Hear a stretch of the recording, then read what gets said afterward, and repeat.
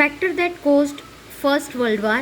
The First World War could be considered as one of the most heartbreaking and unforgettable modern world. Many factors were responsible for this. जब first world वार declare हुआ वो सबसे heart breaking और कभी भी न भूलने वाला ऐसा एक मॉडर्न वर्ल्ड में वार हुआ. Many factor were responsible for this और बहुत सारे ऐसे फैक्टर्स हैं जो इसके लिए रिस्पॉन्सिबल थे. The first world war began on 1 August 1914. Germany had defeated France in the Sedan War, because of which France had to sign the Frankfurt Treaty 1871. First world वार जो है वो कब स्टार्ट हुआ?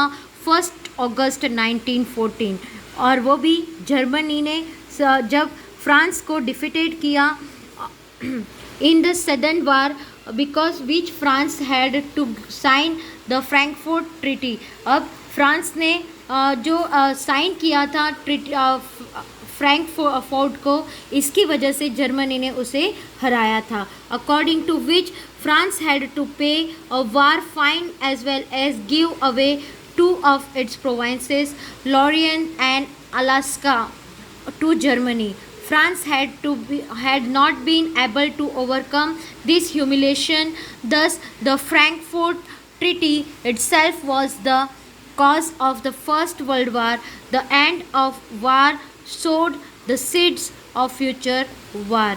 अब ये जो लड़ाई स्टार्ट हो गई थी जर्मनी और फ्रांस के बीच में, वो इतनी तेज़ी से बढ़ गई थी उन दोनों के बीच में कि उसके बीच में अभी कोई ह्यूमिलेशंस नहीं आ रहा था. और जो फ्रैंकफर्ट ट्रीटी है ये एक बहुत बड़ा रीज़न बन गया था फर्स्ट वर्ल्ड वार के लिए. और इसकी जो एंड थी वो बढ़ ही रही थी, उसके जो बीज थे वो और भी फ्यूचर वार के लिए बोए जा रहे थे. Economic factor. England had established its vast empire in Asia and Africa in the 19th century. 19th century के अंदर एशिया और अफ्रीका के अंदर इंग्लैंड ने अपना एम्पायर एस्टेब्लिश कर चुके थे. It exploited it's colony economically and become rich. अब इन्होंने अपने जो कॉलोनीज़ थे उनको इकोनॉमिकली एक्सप्लॉइट कर दिया था और इंग्लैंड के लोग जो थे वो ज़्यादा से ज़्यादा रिच होने लगे. Due to industrialisation and swift colonisation Europe required huge quantity of raw material.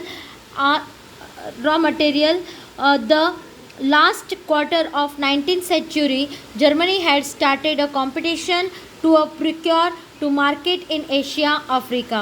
अब जैसे कि इंग्लैंड ने अपना एशिया और अफ्रीका के अंदर एम्पायर खड़ा कर दिया था और वो धीरे धीरे रीच होते जा रहे थे. उस बीच में इंडस्ट्रियलाइजेशन जो है और स्विफ्ट कॉलोनाइजेशन है उसकी क्वांटिटी बहुत ज़्यादा बढ़ गई थी और उनको सबसे ज़्यादा रॉ मटेरियल की ज़रूरत थी. और in the last quarter of 19th century, और 19th सेंचुरी की लास्ट जो क्वार्टर पार्ट होता है उस टाइम पर जर्मनी ने भी स्टार्ट किया और उन्होंने भी कंपटीशन के अंदर उतरे और एशिया और अफ्रीका के मार्केट के अंदर आना शुरू किया. Germany started supplying cheaper goods. अब जर्मनी ने क्या किया कि उन्होंने सबसे सस्ते गुड्स बेचने शुरू किए, सप्लाई करना शुरू किया कंपैरिजन और टू इंग्लैंड एंड फ्रांस. तो उन्होंने फ्रांस और इंग्लैंड की कंपैरिजन में बहुत ही सस्ते प्राइस में सारे गुड्स सप्लाई करने शुरू कर दिया. The Afro Asia market that England and France dominated. और इसकी वजह से क्या हुआ, अफ्रो और एशियन के बीच में अंदर मार्केट के अंदर इंग्लैंड और फ्रांस का मार्केट टोटली डोमिनेट हो गया. were thus broken up by Germany consequently. और ये मार्केट ब्रोकन किया किसने? जर्मनी ने.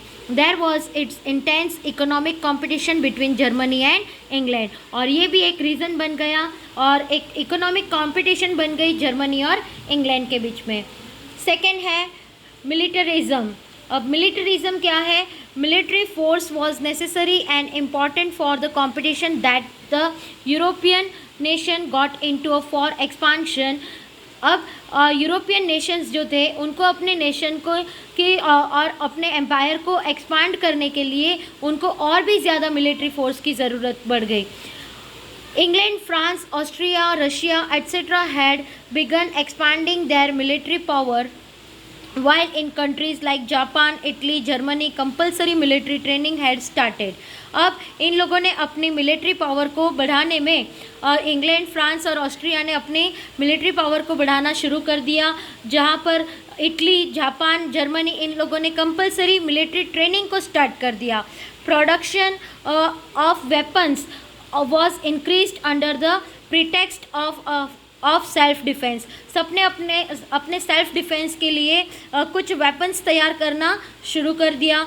दस militarism got an impetus and military competition added to economic competition create a serious atmosphere of war. अब ये जो मिलिट्रिज्म जो स्टार्ट हुआ था, मिलिट्री कंपटीशन जो स्टार्ट हुआ था, ये एक बहुत ही सीरियस एटमॉस्फेयर बन गया था एक वर्ल्ड वार के लिए. Groupism, secret treaties. Groupism and secret treaties played a major role in the First World War. The world was divided into two groups before First World War. On one side was group of Germany, Austria, Hungary, Bulgaria, Turkey, while the other side was the group England, France, Russia, Japan. A feeling was jealous, enmity, mistrust, fear, hatred evolved between the group which was the important factor of the first world war. अब जो हमारा world था उसके दो division हो गए थे world war के अंदर. Groupism, secret played a major role first world war. तो फर्स्ट वर्ल्ड वार के अंदर ये जो दो ग्रुप बन गए थे इसने बहुत ही इंपॉर्टेंट रोल प्ले कर लिया था. बिकॉज कि जो ग्रुप बन गए थे फर्स्ट वर्ल्ड वार के अंदर, तो एक ग्रुप था जिसके अंदर Germany, Austria, Hungary, Bulgaria and Turkey, और दूसरी साइड थे England, France, Russia and Japan. और इन दोनों के बीच के अंदर एक जेलसी, एक एनमिटी, मिसट्रस्ट, मतलब कि एक दूसरे के ऊपर जो विश्वास करते थे वो निकल गया और एक दूसरे के बीच में तकरार शुरू हो गई थी, हटड़ स्टार्ट हो गया था. और ये एक बहुत ही बड़ा फैक्टर था फर्स्ट वर्ल्ड वार का.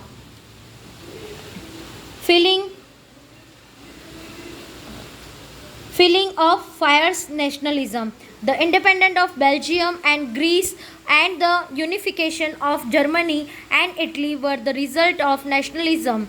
अब इसके अंदर क्या हुआ कि जो बेल्जियम और ग्रीस थे इनको इंडिपेंडेंस मिल गई थी यूनिफिकेशंस के थ्रू, और जर्मनी और इटली इसके बीच में एक नेशनलिज्म स्टार्ट हो गया था.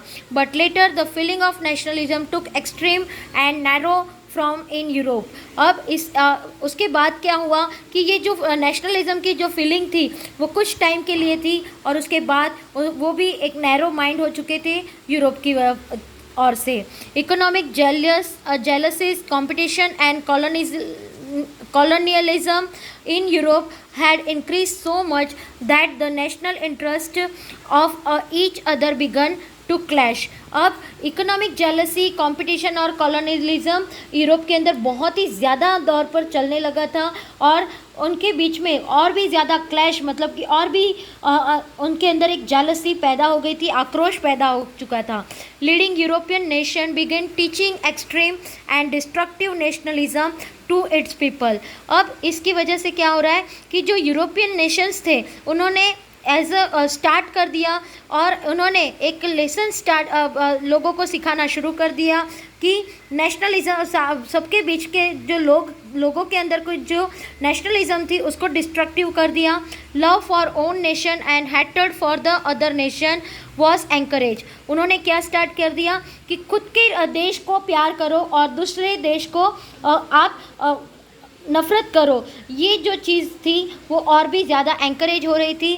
The German chief Kjær William was the other originator of nationalism and colonialism. He was the overambitious and believed in world leadership. He wanted to get things done according to his will with the help of his grand military power. The feeling of war spread across other nation as in Germany and this had resulted in the First World War.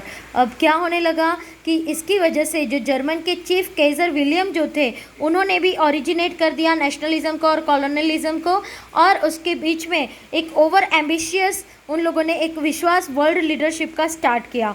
He wanted to get thing done according to his will with the help of his grand military power. वो चाहते थे कि जो military power है उनकी help से वो बहुत सारी चीज़ों को आगे बढ़ाए. The feeling of war spread across the other nation, और ये जो लड़ाई की जो फीलिंग थी वो अदर नेशंस के अंदर भी और ज़्यादा स्प्रेड होने लगी as in Germany and this had resulted in the first world war.